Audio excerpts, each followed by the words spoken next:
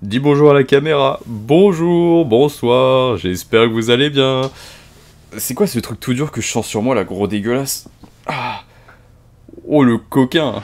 Bon, alors je vous le cache pas, ça va être une vidéo un peu plus calme que d'habitude. Bonjour tout le monde, j'espère que vous allez bien. Prenez une petite bière, un petit coca, prenez ce que vous voulez, parce que cette semaine c'est la sortie de Abigail. Et pourquoi je regarde à ma gauche? C'est parce que j'ai noté les noms des réalisateurs. C'est Tyler Gillett et Matt Holpin. C'est pas facile à prononcer. Alors pourquoi c'est important de citer leur nom? C'est parce qu'ils sont en train de se créer une solide réputation, parce qu'ils étaient aux commandes et à la réalisation de Scream 5 et Scream 6. Il me semble qu'ils étaient aussi un peu directeurs créatifs autour du projet, et surtout ils ont fait un film qui est en train de devenir culte, et j'ai pas peur de le dire, Wedding Nightmare. Alors Wedding Nightmare, c'est sans doute l'un des films préférés de leur filmographie commune, c'est-à-dire qu'on a un film qui était, à sa sortie, tout le monde a dit que c'était absolument extraordinaire, mais au moment de sa sortie, personne n'a dit que ça deviendrait culte. Alors qu'en ce moment, on est en train de voir quoi? On est en train de voir que les gens ressortent beaucoup le film, c'est quelque chose qui arrive vraiment dans les top 10 de ces dernières années, tout simplement. Ouais, on est en train d'assister à un film qui va devenir culte, c'est-à-dire que dans 40 ans peut-être, on parlera encore de Wedding Nightmare. Et je trouve ça cool d'avoir des films d'horreur un peu récents qui ressortent vraiment de la majorité, et qui ressortent un peu de cette petite base commune de la communauté horrifique. Alors forcément, mon excitation pour Abigail, elle était assez énorme, d'autant qu'il y a eu pas mal de retours critiques ces dernières semaines. Ça fait d'ailleurs 2 semaines que le film est dispo sur des sites complètement illégaux, en 4K, je rigole pas, le film est dispo en 4K, en VF même si vous voulez, limite il y a les bonus, j'ai pas dit que je l'ai téléchargé, mais peut-être que je l'ai déjà téléchargé illégalement, on ne sait pas. Les temps sont durs, et cette petite fripouille va pas vous dire le contraire. Tout ça pour dire que oui, de mon côté j'étais complètement excité au vu des retours, et puis surtout, bah quand même, moi je fais partie des gens qui ont adoré Scream 5 et Scream 6, en plus on retrouve Melissa Barrera dedans, qui est quand même une actrice qui est en train de devenir un peu bankable au sein de la communauté horrifique, tout le monde l'aime, voilà, tout le monde l'aime, et son rôle de Samantha, en fait, on a beau penser du mal de Scream 5 et 6, et je peux totalement le comprendre, mais je trouve que ce qui a la chose un peu anodine et la nouveauté qu'apportent véritablement ces 2 derniers opus malgré leurs défauts, c'est une héroïne qui est vraiment différente de ce qu'on a l'habitude de voir, qui, tu sais pas, il y a cette espèce d'ambivalence, tu sais pas si elle est gentille, s'il faut que tu t'y attaches, si elle peut être méchante, j'adore. Voilà, c'est les héroïnes de maintenant, je kiffe trop ça. Et puis Wedding Nightmare qui, encore une fois, comme on l'a dit, est en train de devenir culte, mais c'est surtout un film que j'ai adoré. Dedans, Samara Weaving était absolument extraordinaire, c'est un film où j'ai pris mon pied mais comme jamais, et je me surprends même à le re-regarder plusieurs fois maintenant, parce que bah, c'est un film qui fait partie de mon livre. Quand je dis que ça fait partie de mon livre, c'est que c'est en train de devenir l'un de mes films favoris. Alors c'est pas le film le plus incroyable du monde, évidemment, mais c'est un film doudou. C'est genre le film où, quand je me fais chier, quand je sais pas quoi faire, ou quand je me sens mal parce que j'ai vidé la bouteille de whisky un peu trop vite, et bah je me dis, putain, pour que j'aille mieux, je regarde Wedding Nightmare. Et c'est absolument incroyable comme sentiment d'avoir un film doudou. C'est cool de fou. Et que ne fut pas ma déception devant Abigail. Putain, mais tous les retours sont dithyrambiques, tout le monde dit que c'est absolument incroyable. J'ai l'impression que ce soit sur Twitter, que ce soit sur les avis des forums, que ce soit les retours de Reddit sur le forum américain, et donc c'est intéressant de voir aussi des communautés étrangères, d'autres pays que la France, pour savoir leur opinion. Tout le monde est dithyrambique, tout le monde dit que c'est un chef-d'œuvre, que c'est un peu le renouveau, que c'est un peu Wedding Nightmare 2.0 et qu'on va autant kiffer. Et moi je suis dégoûté parce que j'ai pas passé un bon moment. J'ai pas aimé, enfin c'était pas mauvais, et je pense que, pour être honnête avec vous, je pense que la majorité des gens vont kiffer, ils vont passer un bon moment devant. Vous allez être devant un pur produit de divertissement qui fonctionne avec des scènes jouissives, avec des acteurs qui sont stéréotypés mais qui fonctionnent plutôt bien dans la construction un peu narrative de leurs personnages. Tout est beau, c'est bien réalisé, il y a même des scènes avec une mise en scène assez intéressante, et donc si tu veux prendre ton pied parce que tu kiffes la réalisation, les mouvements de caméra, tu vas prendre ton pied lors de certains passages. Et putain, la magie n'a pas opéré sur moi, et je suis dégoûté parce que c'était censé me plaire, et même quand je regardais le film, je me disais, mais putain, mais pourquoi j'aime pas ça? C'est totalement mon type de film, et j'arrive pas à accrocher. Et aujourd'hui, c'est pour ça que je fais cette vidéo, parce que tout le monde a déjà sorti son avis il y a plus de 2 semaines, tout le monde a vu les avant-premières de ce week-end je crois, tout le monde a déjà téléchargé le film illégalement, ne faites pas ça, non je rigole, faites-le. Et donc je me suis dit que c'était intéressant parce que vraiment, pour le coup, je suis vraiment contre l'avis de la majorité, je comprends totalement que ce film me plaise, mais moi ça m'a pas touché, ça m'a pas plu, et je suis le premier à être triste parce que s'il y avait bien un film cette année où je me disais que j'allais passer un bon moment, où j'allais prendre mon pied, bah c'était Abigail. C'était forcé, il y a Melissa Barrera et l'équipe qui s'est occupée de Scream et de Wedding Nightmare. Comment je peux pas aimer ça? Ça n'a aucun sens, et pourtant c'est le cas. Abigail, ça raconte l'histoire d'un groupe de mercenaires qui ne se connaissent pas du tout, et qui vont devoir, malgré leurs différences, faire équipe pour vis-à-vis d'une mission commune qui est tout simplement de kidnapper la fille d'un millionnaire ou d'un enfant d'un milliardaire. On sait pas trop s'il est millionnaire, milliardaire. En même temps, quand t'es millionnaire, c'est déjà suffisant, on va pas se mentir. La mission se déroule pour le mieux, ils ramènent le colis, entre guillemets, la fille du millionnaire dans un manoir un peu mystérieux, et le mec qui les a engagés leur dit qu'ils doivent juste attendre le petit matin, le temps que la rançon se mette en place. Bref, on est sur un processus de kidnapping qui est vivement bien mené. On va pas se mentir, hein. Si vous voulez gagner de l'argent, n'hésitez pas à kidnapper des gens. C'est un peu le message du film d'ailleurs. Mais en fait, pas du tout, c'est plutôt le contraire, parce que ces kidnappeurs, ces mercenaires vont finir par devenir les proies, c'est-à-dire qu'avant c'était ceux qui chassaient, maintenant ça va être ceux qui sont chassés. Cette inversion là dans les films elle est très intéressante, ça fait un peu comme Predator, même si dans Predator c'est le bijou, le classique du siècle, ça c'est incroyable. T'as pas une gueule de porte-bonheur. Parce qu'ils vont se rendre compte au fur et à mesure de la nuit que la petite fille dissimule un petit secret et que ça va faire intervenir le fantastique dans l'histoire. Si vous avez vu la bande-annonce, si vous vous êtes fait spoiler par tout ce qui se passe autour du film, parce que en termes de promotion sur les réseaux sociaux, ça gâche un peu la surprise. Et en même temps, il y en a beaucoup qui disent ça, hein, que l'intérêt du film c'est de découvrir ce que dissimule cette petite fille, pourquoi elle est aussi méchante, pourquoi elle a autant de force, etc. Mais en même temps, le film ne cherche pas à nous le dissimuler, hein. Le but c'est pas d'avoir une surprise en mode mais attends, mais qu'est-ce que c'est que cette fille? Est-ce que, je sais pas, c'est un loup-garou? Est-ce que c'est un vampire? Est-ce que c'est une tueuse en série? En fait, le but c'est pas de découvrir ça, en fait on le sait assez rapidement et ça va pas créer une espèce de plot twist, c'est pas du tout l'intérêt du film. Donc même si vous êtes fait spoiler le destin de cette petite fille et le destin des personnages dans les bandes annonces, etc., c'est pas grave du tout, le film ne cherche à aucun moment à nous dissimuler cela. Et donc vous l'aurez compris, le groupe de mercenaires va devoir s'unir malgré leurs différences pour combattre cette petite fille qui est bien plus puissante qu'elle ne le laisse paraître.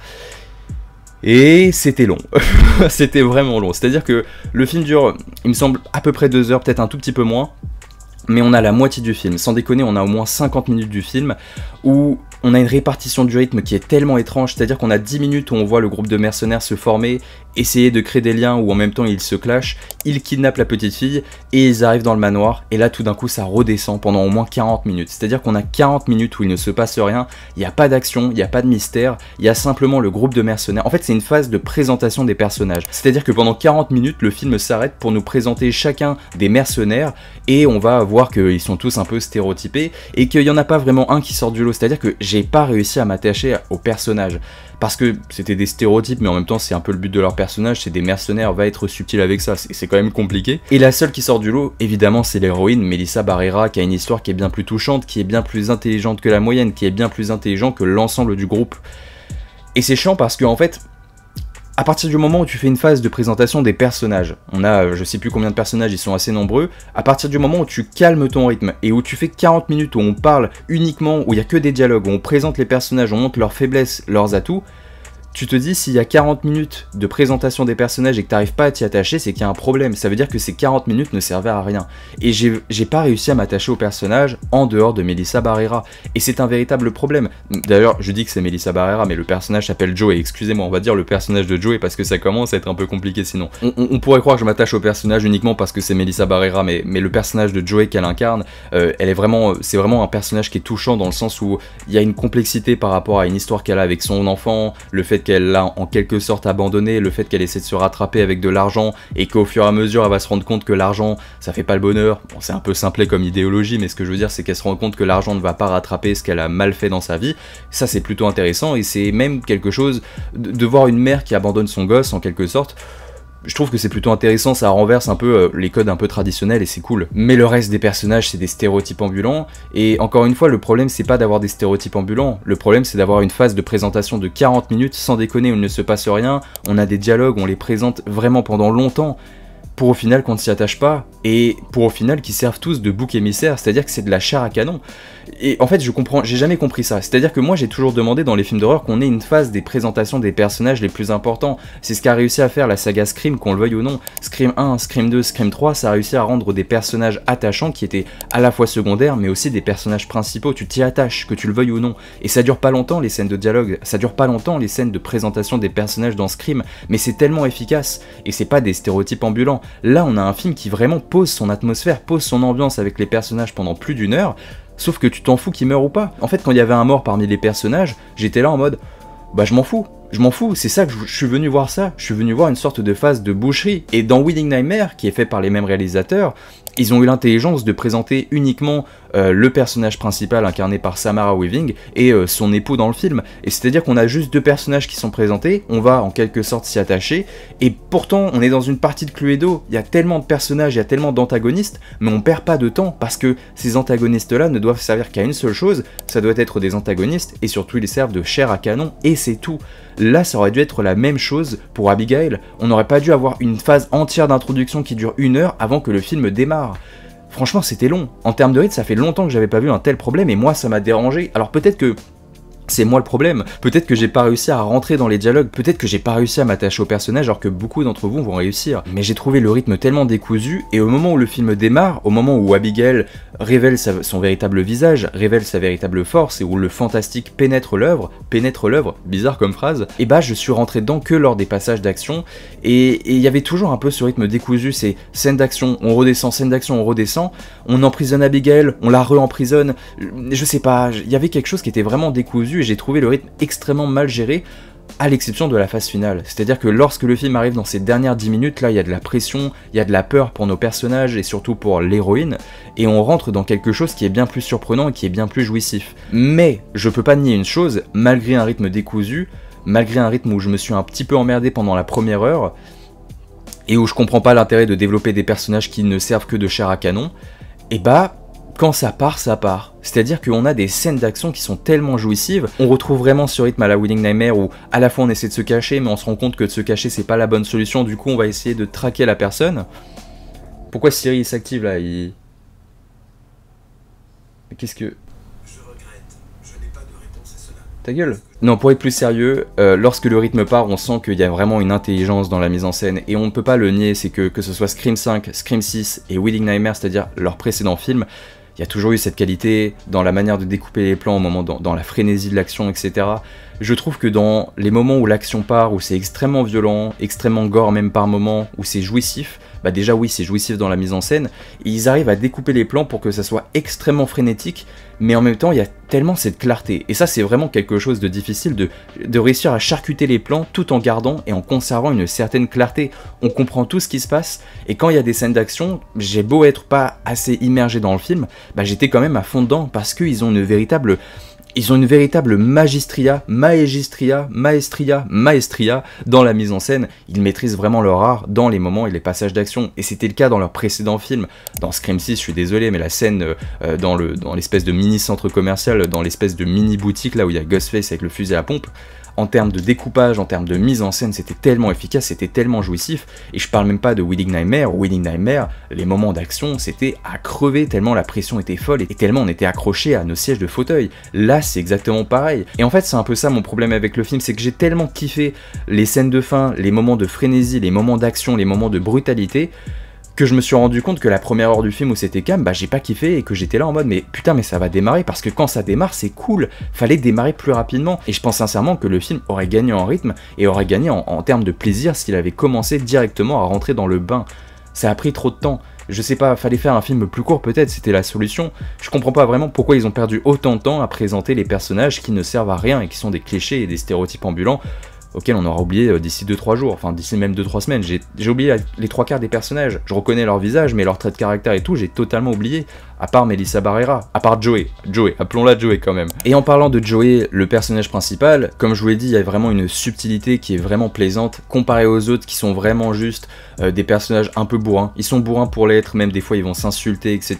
En termes de relations, le groupe de mercenaires, j'ai trouvé ça vraiment très particulier, à l'exception de Joey, donc incarnée par Melissa Barrera, qui est vraiment touchante, l'histoire avec son enfant, même en y réfléchissant, je trouve que c'est vraiment malin parce qu'il rentre pas profondément en détail, c'est pas quelque chose qui va se mettre en avant, c'est quelque chose qui est en retrait et qui va apporter de la subtilité, mais une subtilité presque douce à son personnage.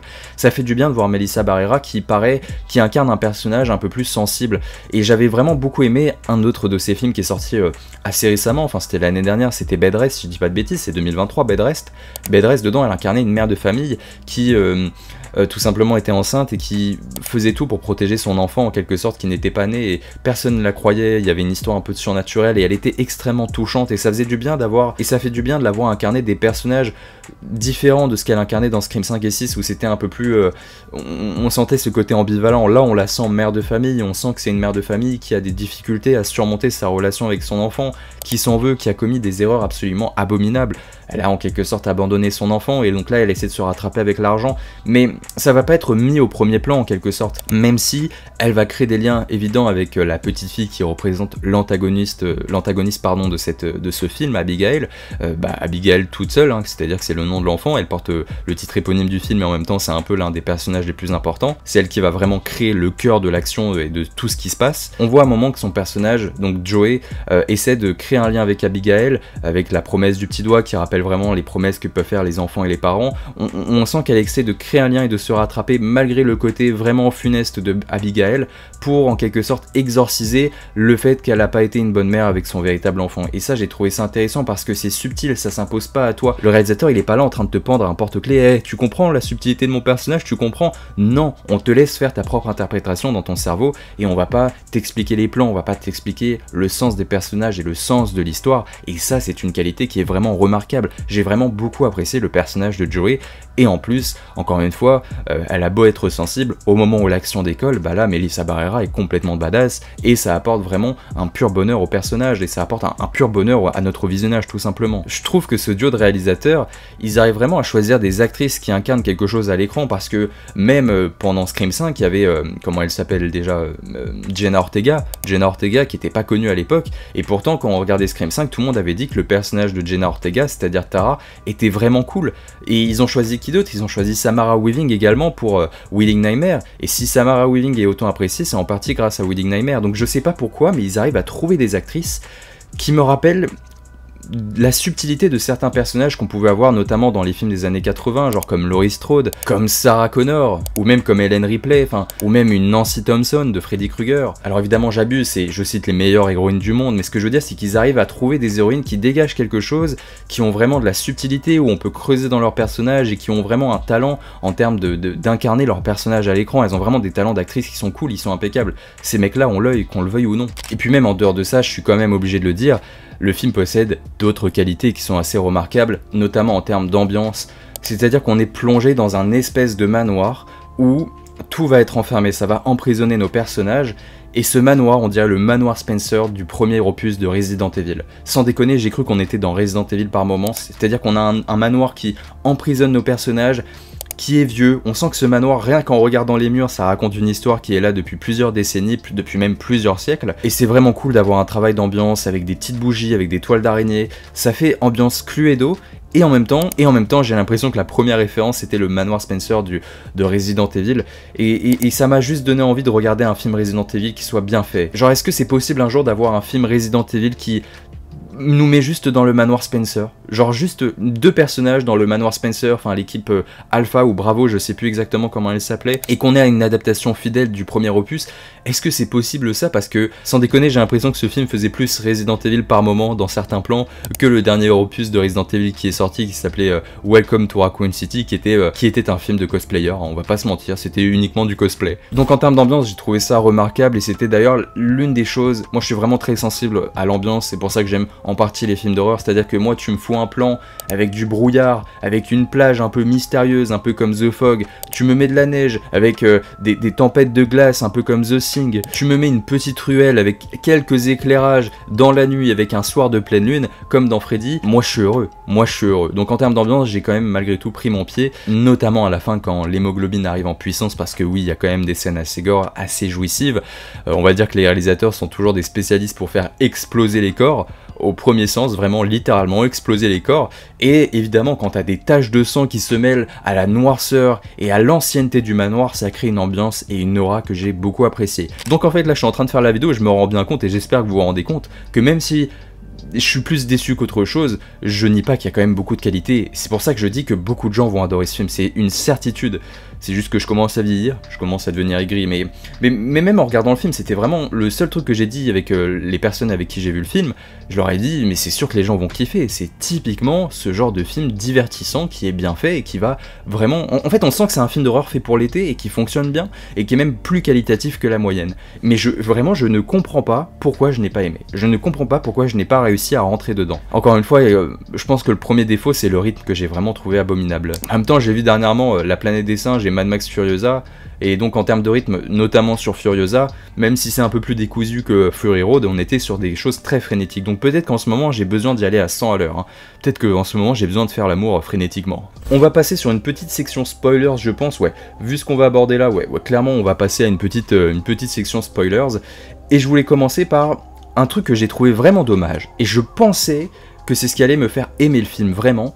C'était que tout le principe, c'est qu'on ne sait pas que Abigail est une vampire, en tout cas les personnages ne savent pas que Abigail est une vampire, et donc ils s'imaginent qu'ils sont pris au piège dans un manoir où il y a un tueur en série extrêmement connu qui traque, il me semble, des mercenaires. Ils vont retrouver un cadavre à un moment donné, ils savent pas que c'est Abigail vu que c'est une vampire, et ils pensent que c'est un tueur en série qui est vraiment connu et qui est en train de les traquer et en train de les tuer un par un. J'ai trouvé ça sympa, et je me suis dit...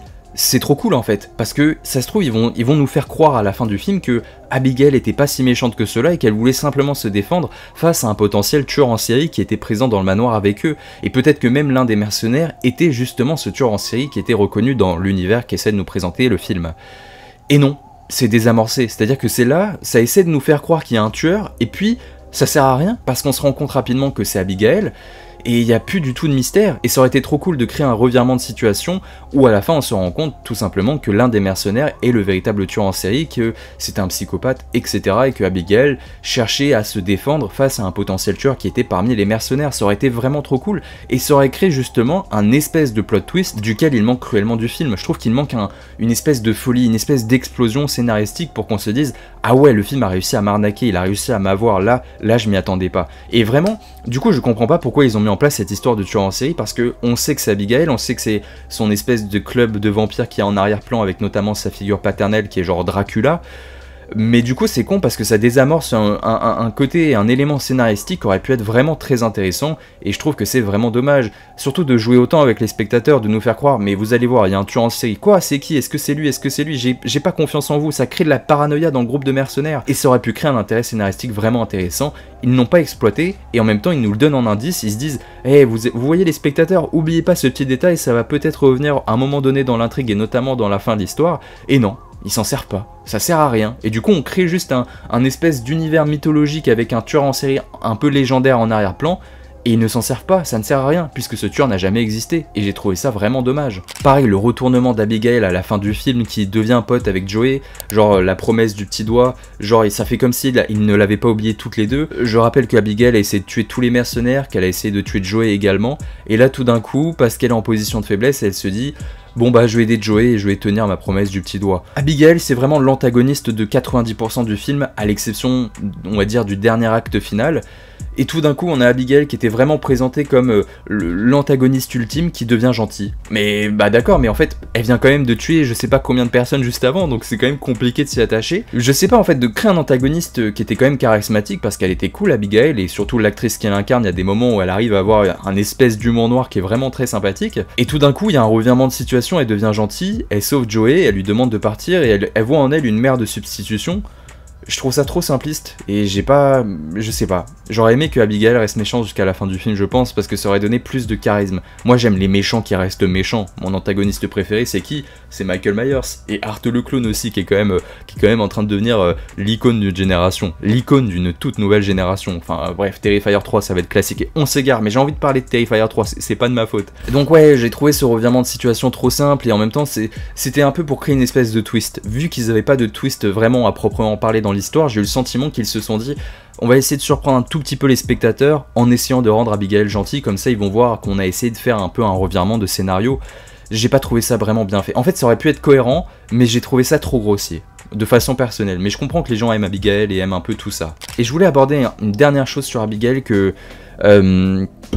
j'ai un peu eu du mal à comprendre et je vois ça de façon très négative. Et j'ai hésité à en parler durant cette vidéo parce que vu que je suis en train un peu de défoncer le film, je me suis dit que vous allez vous dire « Ouais Romain, t'as pas aimé le film et du coup tu fais une critique pour justement le tabasser ». Non, je le répète, je fais pas cette critique pour tabasser le film, j'ai passé moi un mauvais moment et je suis déçu, je voulais vraiment aimer Abigail, j'ai tellement kiffé les derniers films de ces deux réalisateurs, j'aime tellement l'actrice qu'incarne Melissa Barrera, je devais tomber amoureux de ce projet et ça n'a pas été le cas et je suis le premier à être dégoûté, mais quand je vois les retours, je suis content parce que tout le monde passe un bon moment et encore une fois je vais vous l'affirmer, même si je vais continuer de tabasser le film, je vous le dis, je pense sincèrement que Abigail va convenir à beaucoup d'entre vous, donc vraiment laissez-lui une chance, laissez-lui une chance. Mais il y a un truc qui m'a gêné et j'ai pas réussi à me sortir ça de la tête et on en a parlé après avec des proches à moi et ils étaient tous d'accord avec moi.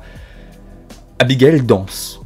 Abigail est une espèce de danseuse professionnelle déjà à son jeune âge, que je comprends totalement, elle a un talent indéniable et d'ailleurs l'actrice danse extrêmement bien, c'est une espèce de danse classique là, je sais pas comment ça s'appelle, je suis pas du tout spécialiste des danses, s'il y en a qui sont spécialisés dans les danses, mettez-moi en commentaire, c'est une sorte de ballet, danse classique, enfin bref. Je regarde pas The Voice, je regarde pas la danse avec les stars, laissez-moi tranquille. Je fais pas de pétanque le dimanche avec du pastis, si vous voyez ce que je veux dire. Est-ce que je suis en train de dire que ceux qui regardent The Voice, ceux qui regardent Danser avec les stars, ce sont les mêmes qui font de la pétanque le dimanche et qui boivent du pastis? Il y a un lien à creuser je pense. Bref, je rigole totalement, mais ce côté danse, j'ai pas compris ce que ça venait foutre dans le film, à part pour créer des capsules TikTok. Et je pense sincèrement, et sans déconner, dites-moi si je suis de mauvaise foi, dites-moi si mon interprétation n'est pas la bonne, mais j'ai eu plusieurs retours de mes proches, de personnes que je connais vraiment dans la vraie vie, que je connais depuis des années, qui m'ont dit exactement la même chose. Ça leur a rappelé la mise en scène de Megan, c'est-à-dire que Megan, qui était un film qui a eu un énorme succès et qui a notamment fonctionné sur les capsules des vidéos de TikTok, parce que sur TikTok, les gens voyaient Megan en train de danser, ils se disaient mais c'est quoi ce truc, ça a l'air complètement barré, ça a l'air complètement dingue. C'est pas une blague, hein. Megan a axé sa promotion sur TikTok avec les danses au moment des tueries, au moment où Megan va s'apprêter à tuer des gens, et elle se met à danser d'une manière complètement excentrique, d'une manière complètement bizarre. Et bah Abigail fait exactement la même chose, c'est-à-dire qu'elle danse avant de commettre des meurtres. Alors oui, on sent qu'il y a la passion de la danse derrière, mais en termes de scénario, ça n'apporte rien. Genre on nous fait juste comprendre qu'elle aime la danse, et du coup, bah elle danse avant de tuer des gens. Mais ça sert à quoi? Et excusez-moi de voir le mal derrière, mais ça sert à quoi? Ça sert uniquement à faire des capsules vidéo où on va te montrer les scènes où Abigail danse sur TikTok, comme ça va ramener des gens en salle, ça va ramener des gens sur les plateformes de streaming pour le regarder, et ainsi de suite. Et je suis désolé, mais si vous lancez TikTok, en ce moment-là, je suis persuadé que vous allez voir une pub de Abigail, parce que Abigail, il y a des pubs de partout, et les pubs de Abigail, ils sont centrés sur quoi? Dans les premiers trailers, dans les premiers instants, que ce soit sur TikTok ou YouTube, c'est centré uniquement sur Abigail qui est en train de danser. Il y a clairement un côté où on reprend la mode de promotion de Megan, mais on va essayer de l'adapter et de rendre cela plus cohérent avec tout l'univers qu'il y a autour de la franchise, enfin autour du film de Abigail. En fait, j'ai l'impression de voir une volonté du studio. Genre le studio, il s'est dit, écoutez, Scream 5 et Scream 6 ça a plutôt bien marché au box-office, votre film Wedding Nightmare aussi c'est en train de devenir culte. Écoutez, nous on vous laisse faire le film que vous souhaitez, mais par contre vous nous mettez au sein de Abigail des danses, comme ça on va pouvoir faire une mode de promotion sur TikTok et ça va cartonner. Et ça me déplaît parce que j'ai pas senti l'intérêt artistique derrière, je ne comprends pas pourquoi elle dansait. Sans déconner, il y a pas un lien profond, on t'explique pas qu'elle danse pour oublier, on t'explique pas qu'elle danse parce qu'elle est... Il y a pas une scène où elle t'explique son amour pour la danse, tu la vois juste danser et c'est tout. Quel est l'intérêt de la faire danser au moment des morts, à part rendre cela plus fun, plus barré, et faire des capsules vidéo pour TikTok? Je suis désolé, genre vraiment pour moi elle danse uniquement pour faire la promotion du film, il n'y a pas un intérêt artistique derrière, il y a juste un intérêt business derrière pour faire la promotion du film.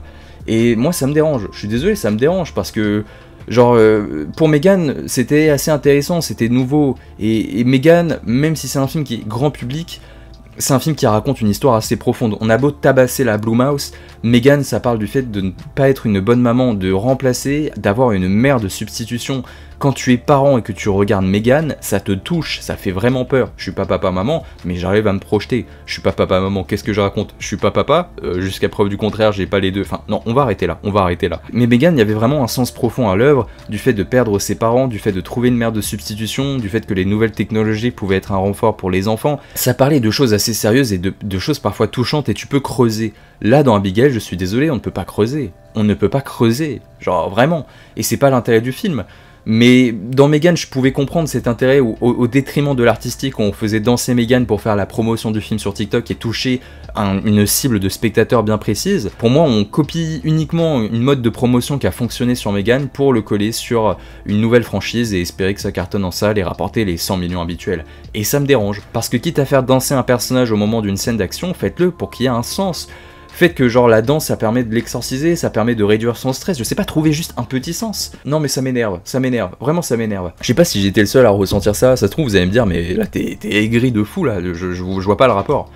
C'est pour ça que vos commentaires vont être très importants. Donc écoutez, j'ai dit ce que j'avais à peu près à dire. Pour conclure, je dirais que je vais refaire la même conclusion que tout à l'heure et de ce que j'ai déjà dit, je pense que Abigail ça va convenir à beaucoup de monde. Je pense que vous allez passer un bon moment devant. Peut-être que je suis en train d'être dans une période où je vois le mal partout. Peut-être que dans une période où il faut que je me calme un peu sur les films d'horreur. Et en même temps, j'ai toujours essayé d'aborder les films de façon positive. Et si vous regardez la critique dans la globalité, là, j'espère que vous verrez du positif et que j'ai essayé de sortir ce que j'ai quand même apprécié du film. Je peux pas dire que quand je vois tous les retours dithyrambiques, je suis trop triste. Parce que je kiffe les réalisateurs, je kiffe l'actrice. C'était censé être pour moi un peu une sorte de Winning Nightmare 2.0 avec un autre concept, avec l'entrée vraiment d'un fantastique plus fort et plus prononcé. J'étais censé tomber amoureux de ce film, j'étais vraiment parti comme ça, et je me retrouve déçu, je me retrouve triste. Moi je voulais être comme vous, je voulais participer à des conversations sur Twitter, je voulais participer à des conversations sur des forums, parler d'Abigail comme un messie, parler d'Abigail comme vous, avec des étoiles dans les yeux, et ce n'est pas mon cas, je n'ai pas passé un bon moment, et pour être honnête avec vous, je suis tellement déçu, parce que oui c'est moi le premier déçu, parce que je m'attendais vraiment à me prendre une énorme claque dans la gueule, pas une énorme claque, mais au moins passer un bon moment, passer un pur moment de divertissement, et le film n'a pas réussi à me divertir. Je me suis même ennuyé, j'ai pas aimé, je suis trop dégoûté, genre j'ai rien d'autre à dire. Bref, pour entrer plus profondément dans cette conclusion, encore une fois, je pense sincèrement que vous allez tous passer un bon moment, que ça va satisfaire la majorité, que vous allez pas prendre de risques. Moi je suis vraiment déçu, mais je pense que même si vous passez pas un moment incroyable, vous allez vous dire c'était quand même sympathique et ça valait le coup d'œil. Un point c'est tout, ça fait vraiment petite expérience de l'été. Pour être honnête, ce duo de réalisateurs, même s'ils utilisent l'actrice Melissa Barrera, même s'ils utilisent par exemple des actrices comme, comment elle s'appelle, Samara Weaving, etc. Sincèrement je pense qu'il faut qu'ils creusent encore plus loin dans le scénario parce que ça a toujours été un peu leur défaut, à part dans Winning Nightmare qui je trouve un scénario vraiment bien construit. Scream 5 et Scream 6 par exemple dans le scénario, le véritable problème c'est la fin et la révélation des tueurs qui... En fait dans Scream 5 et 6 on monte en pression et tout d'un coup t'as la révélation des tueurs et tu redescends parce que la révélation des tueurs, à part dans le 5 où je trouve qu'elle est plutôt cool, dans le 6 c'est une véritable catastrophe.